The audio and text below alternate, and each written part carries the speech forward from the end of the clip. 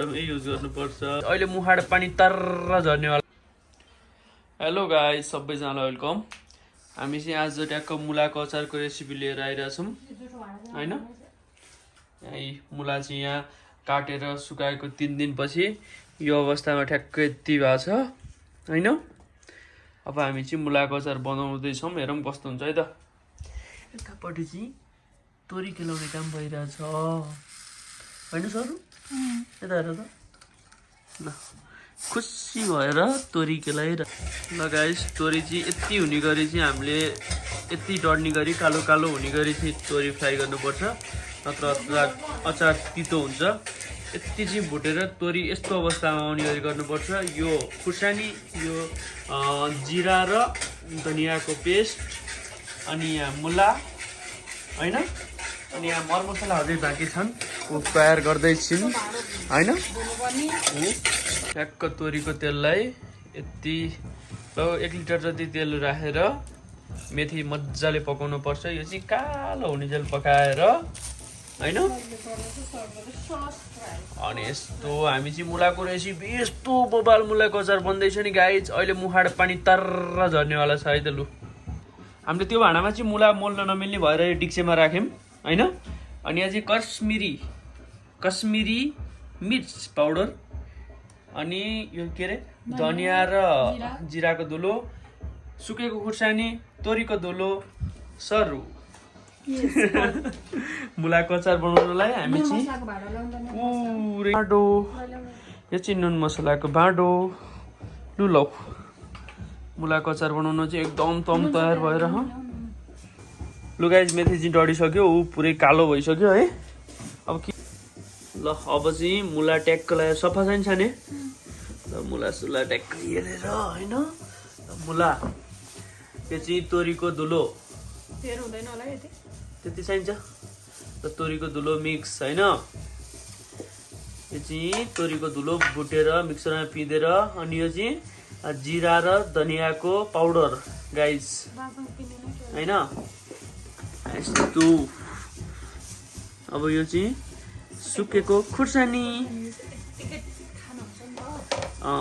अनि यो के नाम भन न। धुलो खुर्सानी हो के, यसको नामै कश्मिरी मिर्च। कश्मिरी मिर्च, गुड। कति हाल्नु? यो चाहिँ कश्मिरी मिर्च।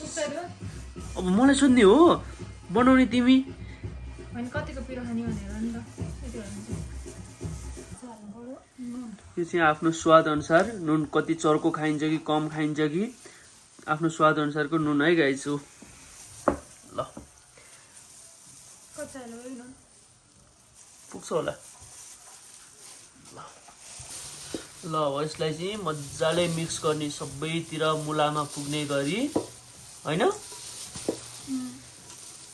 भाँडो थोरै सानो भएको छ, मजाले मिक्स गर्ने।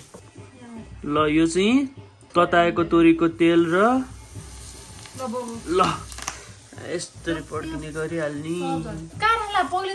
हैन। अब यसलाई चाहिँ मजाले के गर्ने सानी। अब यसलाई के हो मिक्स भने चाहिँ मिक्स गर्ने के। मलाई चाहिँ यस्तो भइरहेछ हैन। अब सबै मरमसला लागेर तेल पुगेपछि चाहिँ एम्मी के हुन्छ। ल यसरी फाल्दैछ उसले चाहिँ।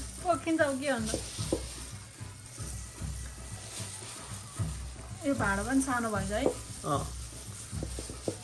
सबैतिर मसला पुग्ने गरी मजाले यसरी गर्ने हैन। ल गाइस, हाम्रो चाहिँ फाइनल्ली अचार बन्यो, रेडी भयो हैन।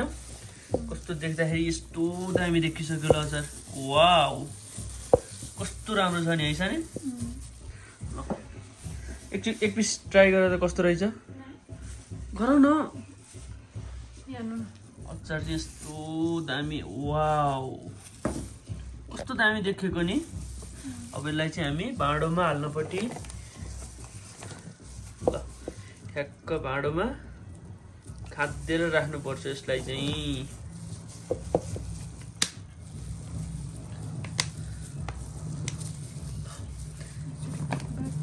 वाउ कस्तो राम्रो छ नि है सानी।